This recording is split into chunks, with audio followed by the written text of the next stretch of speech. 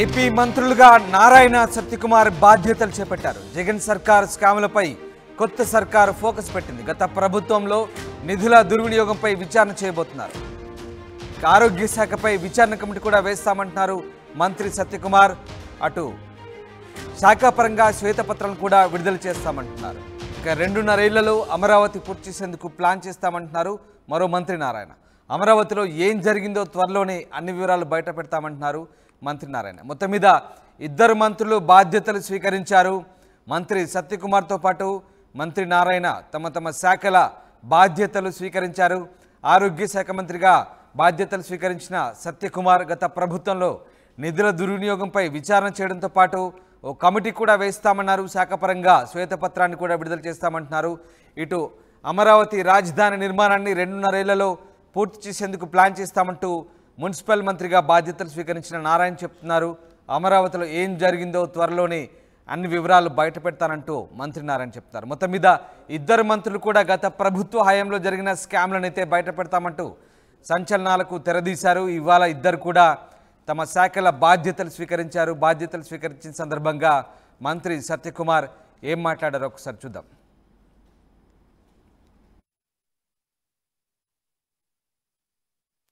మిత్రులారా, 5 సంవత్సరాల ఒక అరాచక అవినీతి అస్తవ్యస్త పాలనకి అంతం పలికి భవిష్యత్తు దిశగా ఆంధ్ర రాష్ట్రాన్ని నడిపించి అభివృద్ధికి పెద్దపీట వేసి సంక్షేమానికి దారులు తెరిచే ఒక ప్రజాప్రభుత్వాన్ని ఎన్డీఏ ప్రభుత్వాన్ని ఎన్నుకున్నందుకు ముందుగా నేను ఆంధ్రప్రదేశ్ ప్రజానికానికి ధన్యవాదాలు తెలియజేసుకుంటున్నా.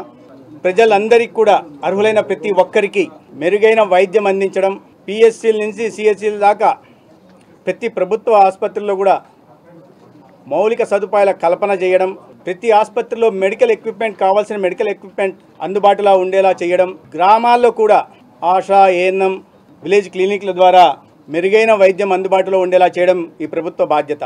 ఒక శ్వేతపత్రం విడుదల చేస్తా లోతుగా పరిశీలించాల్సిన అవసరం ఉంది. నేను 2 రోజులుగా పైపైన చూసినవి వాటి ప్రకారం నిధుల దారి మళ్లింపు జరిగింది. అంతెందుకు విలేజ్ క్లినిక్స్లో పెట్టారు. ఎన్ఆర్ఈజీఎస్ నుంచి నిధులు దారి మళ్లించారు. ఎన్ఆర్ఈజీఎస్ ఒక ప్రత్యేక లక్ష్యంతో వచ్చింది. దాని పని వేరు. గ్రామీణ ప్రాంతాల్లో మౌలిక సదుపాయాల కల్పన, ఇది మౌలిక సదుపాయాలే, కానీ దానికి నిర్దిష్టమైన ఇవి ఉన్నాయి. వాటిని నీరు గారిస్తూ పెట్టారు, తప్పులేదు. కానీ రాష్ట్రం వాటా కూడా ఇవ్వాలా. నిధులు మళ్లించిన విషయం దృష్టికి వచ్చింది. వీటన్నిటి మీద లోతుగా పరిశీలించి ఒక శ్వేతపత్రం డిపార్ట్మెంట్ల వారీగా శ్వేతపత్రం విడుదల చేస్తాం. దాని తర్వాత శ్వేతపత్రం ఆధారంగా జరిగిన తప్పుల పరంగా ఖచ్చితంగా చర్యలు ఉంటాయి. ఇటు అమరావతి రాజధాని నిర్మాణంపై ప్రభుత్వం ఫోకస్ పెడుతోంది. 2.5 ఏళ్లలో అమరావతి పూర్తి చేసేందుకు ప్లాన్ చేస్తున్నట్లుగా తెలుస్తోంది. ఇందుకు సంబంధించి మంత్రిగా బాధ్యతలు స్వీకరించిన నారాయణ కూడా స్పందించారు. త్వరితగతిన అమరావతి రాజధాని నిర్మాణాన్ని పూర్తి చేసేందుకు త్వరలో ఓ అధ్యయన కమిటీ ఏర్పాటు చేసినట్లుగా చెప్పారు. మొత్తం మీద ఆయన మున్సిపల్ మంత్రిగా బాధ్యతలు స్వీకరించిన తర్వాత కీలకమైన రాజధాని అంశంపై స్పందించారు. అమరావతిలో ఏం జరిగిందో త్వరలోనే అన్ని వివరాలు బయట పెడతామంటున్నారు మంత్రి నారాయణ. ఇటు అమరావతిని డెడ్లైన్లోగా పూర్తి చేస్తామని చెప్తున్నారు. దీంతో ఒక్కసారిగా అమరావతి రాజధాని రైతుల కళ నెరవేరే అవకాశాలు కనిపిస్తూ ఉన్నాయి. మరోవైపు రైతులకు కూడా పూర్తి స్థాయి న్యాయం చేస్తామంటున్నారు. గత ప్రభుత్వం అసంపూర్తిగా వదిలేసిన అమరావతి రాజధానిని తమ ప్రభుత్వం త్వరితగతంగా పూర్తి చేసే అవకాశాన్ని పరిశీలిస్తున్నామంటూ మంత్రి నారాయణ వెల్లడించారు. దీనికి సంబంధించి త్వరలోనే ఓ అధ్యయన కమిటీ ఏర్పాటు చేయడంతో పాటు వీలైనంత త్వరగా రాజధాని నిర్మాణ పనులు ప్రారంభిస్తామంటున్నారు. ఇప్పటికే ప్రాథమికంగా పనులు ప్రారంభమయ్యాయి. ఇక మరింత వేగమయ్యే అవకాశాలు కూడా కనిపిస్తూ ఉన్నాయి. ఈ నేపథ్యంలో మంత్రి నారాయణ బాధ్యతలు స్వీకరించి రాజధాని అంశంపై కూడా స్పందించారు. మంత్రి నారాయణ ఆర్టీవీతో ఎక్స్క్లూజివ్గా రాజధాని అంశానికి సంబంధించి మాట్లాడారు. ఏం మాట్లాడారు చూద్దాం. మున్సిపల్ శాఖ మంత్రిగా నారాయణ బాధ్యతలు తీసుకున్నారు. అమరావతి రాజధాని మొదట ప్రియారిటీగా ఉండబోతుందని చెప్తున్నారు. ప్రస్తుతం మంత్రి నారాయణ ఉన్నారు, మనతో మాట్లాడదాం. సార్ ఫస్ట్ ఆఫ్ ఆల్ మీకు కంగ్రాచులేషన్స్. మీరు 5 ఏళ్లుగా 2014-19 వరకు రాజధానిలో కీలకంగా ఉన్నారు, మంత్రిగా పనిచేశారు. ఇప్పుడు మరోసారి మీకు అదే బాధ్యతలు అప్పగించారు. అమరావతి రాజధాని మీ మొదటి ప్రియారిటీ ఉండబోతుందా ఏంటి సార్? అంటే ఖచ్చితంగానండి అందరూ 5 కోట్ల రాష్ట్ర ప్రజలకు సంబంధించింది. రాజధాని అనేది ఏ ఒక్కరికి సంబంధించింది కాదు, 5 కోట్ల రాష్ట్ర ప్రజలకు సంబంధించింది. ఎందుకంటే ఇక్కడ తీసుకునే డెసిషన్, ప్రతి డెసిషను రాష్ట్ర ప్రజల యొక్క డెవలప్మెంట్కి ఉంటుంది.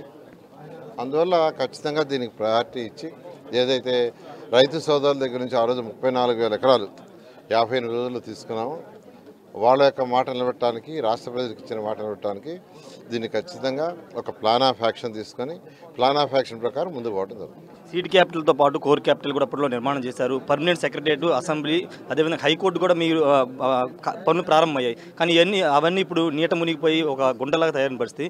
వాటిని ఎప్పుడు పనులు స్టార్ట్ చేయబోతున్నారు? అండ్ ఇవన్నీ యాక్చువల్గా ఇవాళ నేను ఛార్జ్ తీసుకున్నాను.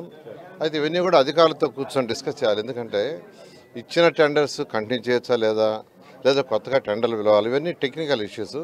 అవన్నీ టెక్నికల్గా అధికారులతో కూర్చొని డిస్కస్ చేసి ఆ తర్వాత నిర్ణయం తీసుకొని ముందు పోవడం జరుగుతుంది. అమరావతిలో ఏమైనా పర్యటించబోతున్నారా? అక్కడ ప్రస్తుతం అక్కడ ఉన్న పరిస్థితులను ఖచ్చితంగానే ఇవాళ మధ్యాహ్నం యాక్చువల్గా ఇంకా అందరూ చాలా మంది ఉన్నారు. అయిన తర్వాత అమరావతిని ఇవాళ నేను విజిట్ చేస్తాను. అమరావతిలో ఒక్క ఇటు కూడా పెట్టలేదు. 5 కోట్లు మొట్టిగా లేసినా వైసీపీ ప్రభుత్వం పట్టించుకోలేదు. 3 రాజధానులు చెప్పారు. దాని గురించి ఏం చెప్పారు? ఖచ్చితంగా ఏంటంటే వాళ్ళు రాజధాని కట్టకూడదు, అసలు ఈ రాష్ట్రానికి రాజధాని వద్దని అనుకున్నట్టున్నారు. ఎందుకంటే అసెంబ్లీలో ఒకప్పుడు అదే జగన్మోహన్ రెడ్డి గారు 30,000 ఎకరాలకి ఆయనే చేతులు ఎత్తాడు. కానీ మళ్ళీ ఎందుకని ఆయనలో మార్పు వచ్చింది. ఎందుకు? ఇది కేవలం ఏంటంటే రాజకీయ నాటకం. ప్రజలు ప్రజా అవసరాలను వదిలేసి 3 ముక్కలు ఆట ఆడుతూ అక్కడ రాజధాని, ఇక్కడ రాజధాని, అక్కడ కోర్టు, ఇక్కడ అసెంబ్లీ చేశారు. అది కరెక్ట్ కాదు. అప్పుడు మేము చేసింది కానీ కంటిన్యూ చేస్తుంటే 1 ఇయర్లో పూర్తి అయిపోయింది అది రాజధాని. అయినప్పటికీ ఇప్పుడు మించిపోయింది లేదు. ప్రజలు మా మీద ఎంతో నమ్మకంతో ఇచ్చారు.